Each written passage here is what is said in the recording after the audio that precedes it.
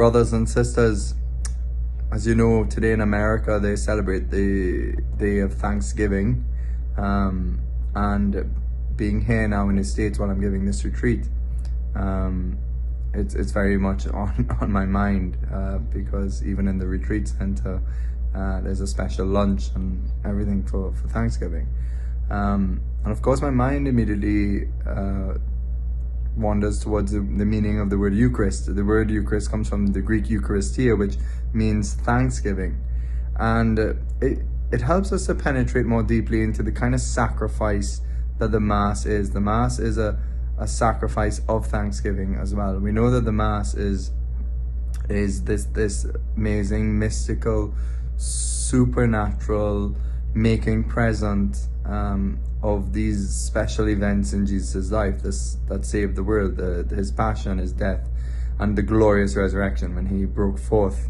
with this new humanity, this new creation, this new world in the resurrection. And this mystery, somehow, mystically, Jesus, through the priest, through the ordination of the priest, makes these mysteries present in a real way in the Mass. And so the Mass is this celebration, which we call liturgy, of making these saving mysteries, these saving events in Jesus' life present for us. And so that we could not just relate to them in the past, but that we could participate in them in the present. And when we come to Mass, we join ourselves with these mysteries. We join ourselves with Christ, because in baptism we're in him. And so we truly offer these events, this mystery of Jesus and his life. We participate with him in it, in the way that we can. And the priest makes it possible through his ordination for this mystical celebration to begin and to be made present. But at the heart of it is a thanksgiving sacrifice. At the heart, I should say, first of all, the Mass, at the heart of the Mass is a sacrifice. It's a gift of Jesus to the Father and to us, by this lavish love of laying down his life for his friends. As he said, there's no greater love than to lay down one's life for one's friends. And he gives himself as an offering, so sacrificial. It's an offering to overcome sin, so that when he is put to death, but because he's human and he's one with his divinity, that he's able to conquer death, that he's able to rise, and not only rise, as I said, but rise with a whole new creation, a new reality, a new humanity. And this new humanity we share in baptism. Okay, I feel like I'm repeating myself, but the point is that this is a sacrificial offering of Christ, but it's a sacrifice of thanksgiving. It's Eucharistia, because the very bread and wine which are offered in the Mass are gifts from God.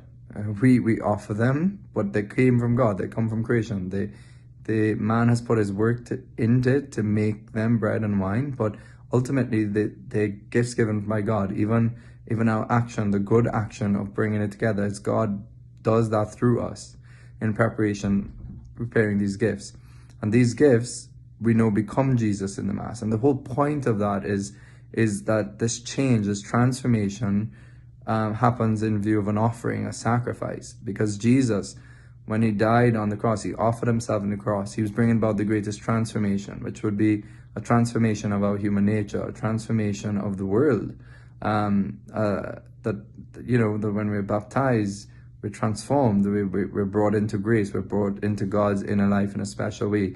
And that symbol of the bread changing into Christ is also significant of how Christ will change us to be partakers of God, how Christ will change us to become part of him.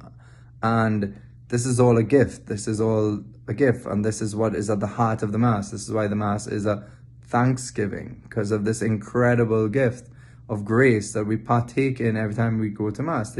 Even the fact that we get to be present to these mysteries of Jesus' passion, death, and his resurrection in a special way at Mass, they're made mysteriously present. So it causes for us for contemplation, to really enter into this mystery, and depends on our disposition how well we prepare to enter this mystery, we will then be affected according to that degree of preparedness, that degree of faith, that we really are aware of what is happening in the Mass.